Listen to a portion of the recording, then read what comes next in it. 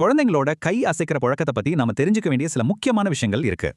நீங்க சில குழந்தைங்கள பார்த்திருப்பீங்க, அவங்க அடிக்கடி கைகளை அசைப்பாங்க. அது ஏன் யோசிச்சிருக்கீங்க? நிறைய பேர் என்ன நினைக்கிறாங்கன்னா, இது ஒரு கெட்ட பழக்கம், இதை உடனே நிறுத்தணும் தான். ஆனா இது ஒரு தப்பான நடத்தை இல்ல, அவங்களோட உணர்வுகளை வெளிப்படுத்துற ஒரு வழி அப்படின்னு சொன்னா. உண்மை என்னன்னா, கை அசைக்கிறது ஒரு சென்சரி சிக்னல். அவங்க சூழலை சமாளிக்க இது உதவுது. இதுக்கு பேரு ப்ரோப்ரியோ செப்டிவ் உள்ளீடு. இது மூளைக்கு ஒரு விதமான சிக்னலை அனுப்புது. இந்த சிக்னல் மூளையை அமைதியா உணர வைக்குது.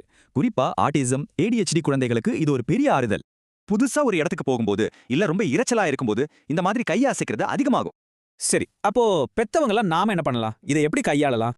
முதலாவதா இதை அனுமதிக்கணும். இரண்டாவதா இது கெட்ட பழக்கம் இல்ல, ஒரு தேவைன்னு மத்தவங்களுக்கு புரிய வைக்கணும். நாம டென்ஷனா இருந்தா நகம் கடிக்கிறோம் இல்லையா, அதே மாதிரி தான் இதுவும் ஒரு சுய ஒழுங்குபடுத்தும் செயல். சில குழந்தைங்களுக்கு இன்னும் கூடுதல் ஆதரவு தேவைப்படலாம். அதுக்கு சில மாற்று வழிகளும் இருக்கு.